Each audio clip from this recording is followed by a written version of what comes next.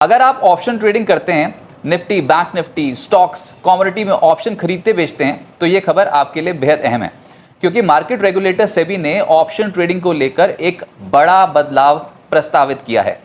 सेबी चाहता है कि जब बाजार में अचानक तेज उतार चढ़ाव आए, तब एक्सचेंज तुरंत नए स्ट्राइक प्राइस जोड़ सकें, ताकि ट्रेडर्स को ऑप्शन कॉन्ट्रैक्ट्स की कमी का सामना ना करना पड़े।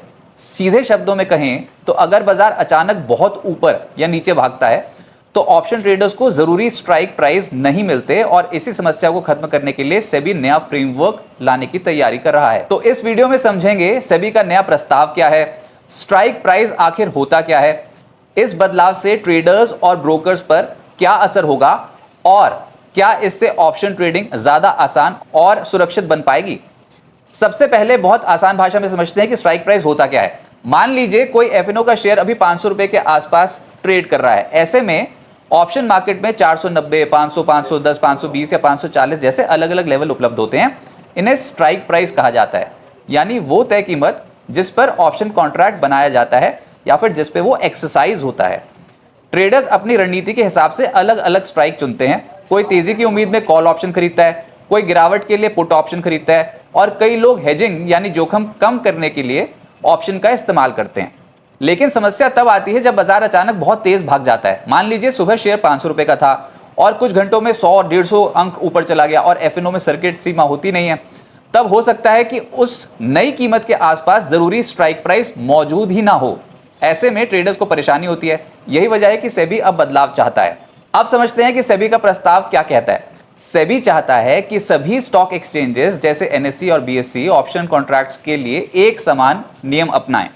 इस फ्रेमवर्क के तहत एक्सचेंजेस को यह सुनिश्चित करना होगा कि बाजार की मौजूदा कीमत के आसपास पर्याप्त स्ट्राइक प्राइस हमेशा उपलब्ध रहे। इसके लिए कुछ बड़े बदलाव प्रस्तावित किए गए हैं। पहला, एक्सचेंज को न्यूनतम संख्या में इन द मनी यानी आईटीएम और आउट ऑफ द मनी यानी ओटीएम ऑप्शन उपलब्ध रखने होंगे। दूसरा, रोजाना समीक्षा करनी होगी कि कौन से स्ट्राइक प्राइस जरूरी हैं और कौन से हटाए जा सकते हैं। तीसरा और सबसे बड़ा बदलाव, बाजार खुला होने के दौरान यानी इंट्राडे में भी नए स्ट्राइक प्राइस जोड़े जा सकेंगे। यानी अगर बाजार अचानक तेजी या गिरावट दिखाए तो एक्सचेंज उसी दिशा में नए ऑप्शन कॉन्ट्रैक्ट्स जोड़ सकेंगे। सेबी का कहना है कि इससे ट्रेडर्स को बेहतर सुविधा मिलेगी और ऑप्शन ट्रेडिंग ज्यादा व्यवस्थित होगी। अब बड़ा सवाल, आखिर इंट्राडे में नए स्ट्राइक्स जोड़ने की जरूरत क्यों पड़ी? बीते कुछ समय में बाजार में अचानक बड़े मूव्स देखने को मिले हैं। ग्लोबल तनाव, ब्याज दरें, चुनाव, जियोपॉलिटिकल घटनाएं, इन वजहों से बाजार कई बार कुछ घंटों में बड़ी चाल चल देता है। ऐसे हालात में अगर उपलब्ध स्ट्राइक प्राइस खत्म हो जाएं या बहुत दूर हों तो ट्रेडर्स सही पोजीशन नहीं ले पाते। सभी का मानना है कि ऐसे समय में एक्सचेंज तुरंत नए स्ट्राइक प्राइस लॉन्च कर सकेंगे, ताकि ट्रेडिंग जारी रहे और मार्केट में लिक्विडिटी बनी रहे।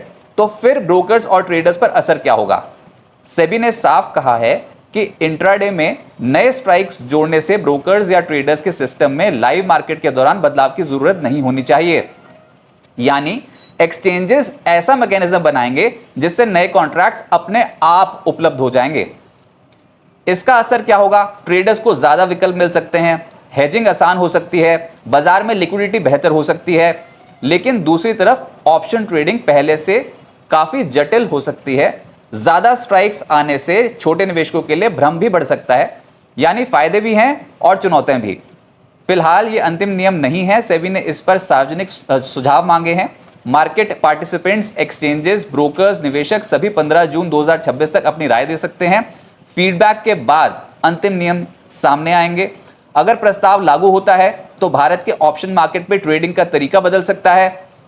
कुल मिलाकर सेबी का उद्देश्य यह है कि ऑप्शन मार्केट में ट्रेडर्स को ज्यादा सुविधा मिले, अचानक बाजार में शेयर या इंडेक्स का भाव बदलने पर भी जरूरी कॉन्ट्रैक्ट उपलब्ध रहें और ट्रेडिंग बिना रुकावट जारी रहे। लेकिन बड़ा सवाल यह भी रहेगा कि क्या इससे छोटे निवेशकों के लिए ऑप्शन ट्रेडिंग और जटिल हो जाएगी या फिर ट्रेडिंग ज्यादा आसान होगी? इस पर आपकी क्या राय है? क्या सेबी का यह कदम सही है या ऑप्शन ट्रेडिंग में ज्यादा नियम स्थिति को और मुश्किल बना देंगे? कमेंट करके अपनी राय जरूर बताएं।